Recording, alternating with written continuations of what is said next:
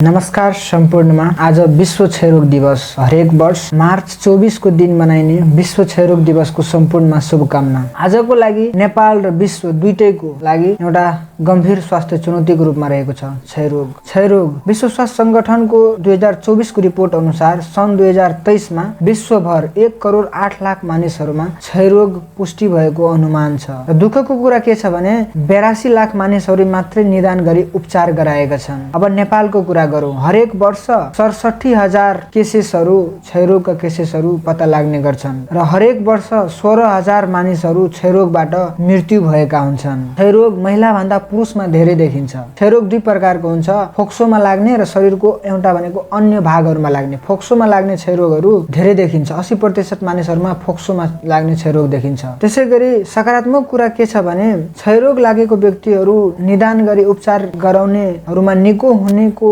सम्भावना भनेको 92% रहेको छ। त्यसैगरी यसको चुनौती पनि रहेको छ। क्षयरोगका बिरामीहरूमा औषधि प्रतिरोध हुन सक्ने सम्भावना पनि धेरै व्यक्तिहरूमा औषधि प्रतिरोधका कुराहरू पनि धेरै बढिरहेको छ। यो एउटा चुनौती हो। यसको मुख्य कारण भनेको औषधिको फुल कोर्स पुरा नगर्नु हो। 6 महिना अथवा 9 महिनाको कोर्स हुन्छ र त्यो कोर्स पुरा नगरी बीचमै औषधि छाडियो भने प्रतिरोधका सम्भावनाहरू पनि धेरै बढ्न सक्छ।